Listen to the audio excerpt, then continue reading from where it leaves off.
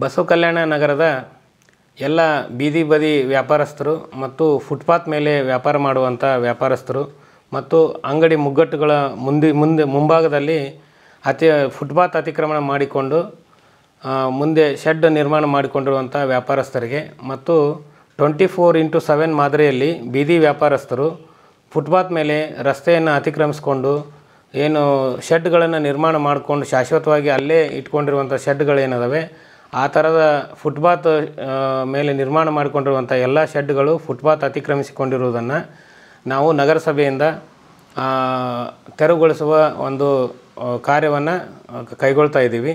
ಹಾಗಾಗಿ ಎಲ್ಲ ವ್ಯಾಪಾರಸ್ಥರುಗಳು ಈ ರೀತಿ 24x7 ಮಾದರಿಯಲ್ಲಿ ಖಾಯಮಾಗಿ ಶೆಡ್ ನಿರ್ಮಾಣ ಮಾಡಿಕೊಂಡು ವ್ಯಾಪಾರ ಮಾಡೋದು ಬೀದಿ ಬದಿ ವ್ಯಾಪಾರಿಗಳ ನಿಯಮಾನುಸಾರ ಅದು ಕಾನೂನು ಬಾಹಿರವಾಗಿರ್ತದೆ. ಮತ್ತು ಇದರಿಂದ ಸಾಕಷ್ಟು ಸಾರ್ವಜನಿಕರಿಗೆ ವಾಹನಗಳ ಸಂಚಾರಕ್ಕೆ ಟ್ರಾಫಿಕ್ ಸಮಸ್ಯೆ ಆಗ್ತಾಯಿದೆ. ಇದರಿಂದ ಮತ್ತು ಬೇರೆ ಬೇರೆ ದುರ್ಘಟನೆಗಳು ಕೂಡ ನಡೀತಾ ಇದ್ದಾವೆ. ಹಾಗಾಗಿ ಎಲ್ಲ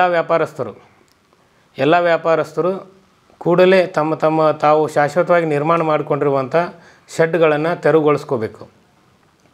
ತೆರವುಗೊಳಿಸಿಕೊಳ್ಳೋದ್ರ ಜೊತೆಗೆ ನಿಮ್ಮ ಒಂದು ಏನು ನಿರ್ಮಾಣ ಕಾರ್ಯಕ್ಕೆ ಉಪಯೋಗ ಮಾಡಿರುವಂಥ ಏನು ಅವು ಪರಿಕರಗಳದಾವೋ ಸಾಮಾನುಗಳದಾವೋ ಅವುಗಳನ್ನು ನೀವು ನಿಮ್ಮ ಸುಪರ್ದಿಗೆ ತಗೊಂಡು ಫುಟ್ಪಾತ್ ಮತ್ತು ಬೀದಿ ವ್ಯಾಪಾರಕ್ಕಾಗಿ ಮಾಡಿರುವಂಥ ಶೆಡ್ಗಳನ್ನು ಫುಟ್ಪಾತ್ ಅತಿಕ್ರಮಿಸ್ಕೊಂಡಿರುವಂಥದ್ದನ್ನು ಕೂಡಲೇ ನೀವು ನಿಮ್ಮ ಶೆಡ್ಗಳನ್ನು ನೀವು ತೆರವುಗೊಳಿಸ್ಕೋಬೇಕು.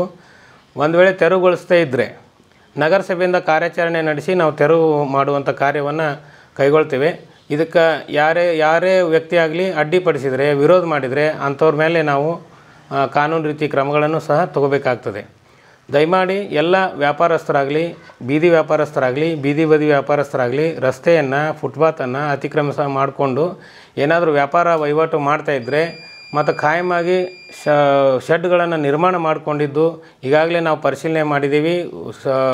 ಬಸವ ಕಲ್ಯಾಣ ನಗರದಲ್ಲಿ ಸಾಕಷ್ಟು ನಗರಸಭೆಯ ಪ್ರಾರಂಭದ ಮುಖ್ಯ ರಸ್ತೆಯಿಂದ ಹಿಡ್ಕೊಂಡು ತಿಪ್ರಾಂತ್ವರೆಗೂ ಮತ್ತು ಅಂಬೇಡ್ಕರ್ ಸರ್ಕಲ್ದಿಂದ ಹುಲಸೂರು ರಸ್ತೆಯ ಮಾರ್ಗವಾಗಿ ಬಸ್ ಸ್ಟ್ಯಾಂಡಿನ ಮುಂಭಾಗದ ರಸ್ತೆಯವರೆಗೂ ಕೂಡ ಅತಿಕ್ರಮಣ ಮಾಡ್ಕೊಂಡು ವ್ಯಾಪಾರ ಮಾಡ್ತಿರೋದು ನಾವು ಪರಿಶೀಲನೆ ಮಾಡಿದ್ದೀವಿ.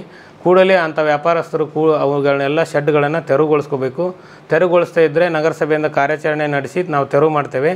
ಒಂದು ವೇಳೆ ತೆರವು ಮಾಡೋ ಕಾಲಕ್ಕೆ ಯಾವುದೇ ರೀತಿ ವಿರೋಧವನ್ನು ವ್ಯಕ್ತ ಮಾಡಬಾರ್ದು ಅನ್ನುವಂಥದ್ದು ನಗರಸಭೆಯ ಎಚ್ಚರಿಕೆ ಆಗಿರ್ತದೆ. ಈ ಎಚ್ಚರಿಕೆ ಮತ್ತು ಸೂಚನೆಯನ್ನು ಎಲ್ಲರೂ ಪಾಲನೆ ಮಾಡೋದ್ರ ಜೊತೆಗೆ ನಗರದ ಸುಗಮ ಸಂಚಾರಕ್ಕೆ ಮತ್ತು ಕಾನೂನು ಪಾಲನೆಗೆ ಸಹಕರಿಸಬೇಕು ಅಂತ ಕೇಳ್ಕೊಳ್ತೇನೆ.